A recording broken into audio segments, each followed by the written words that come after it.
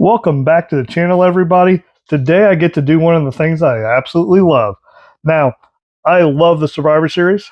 I love toys, so why not do the series of wrestling toys for the Survivor Series?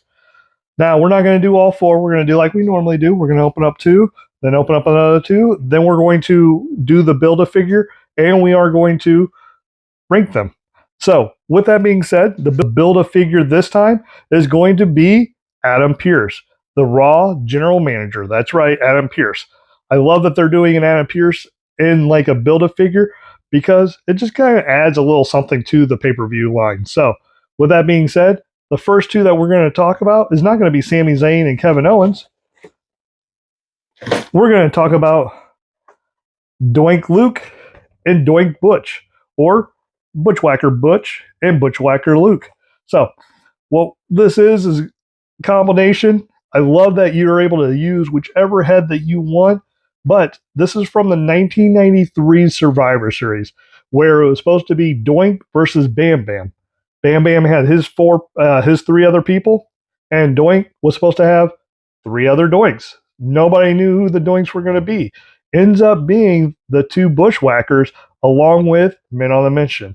Now, I don't see us getting a Men on the Mission Mattel release, so that's going to be one of those things that if you want one, you're going to have to customize it. So, but we do get the two Bushwackers, so we're going to open them up.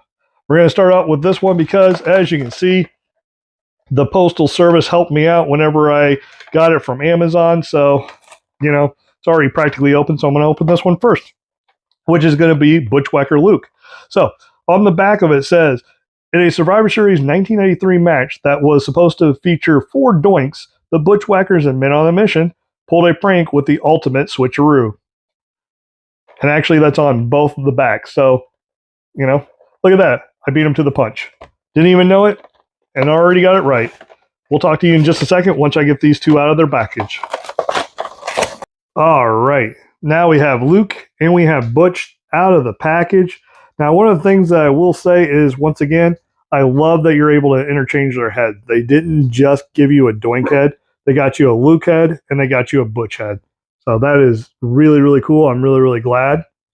But they also gave you two hands to switch out. So if you're an old school wrestling fan like me, you know that the Bushwackers would come out and they do their Bushwacker dance, which I have no idea why they would do that, but it was cool. If you were a kid, all you could think about is, man, I want to be in the crowd and get licked by Luke and Butch, which saying that as an adult seems kind of weird, But this is an elite figure, so as you can see, it does have that multiple points of articulation, plus the elbows bend right there. The hands do come off. The one thing that I will tell you that is, if you are going to use this for action figure photography or to have an actual wrestling match, their hair comes off very, very easily. Now, what's pretty cool is you can tell that this one's Luke by the snarl that he has on his face. But then you also have Butch.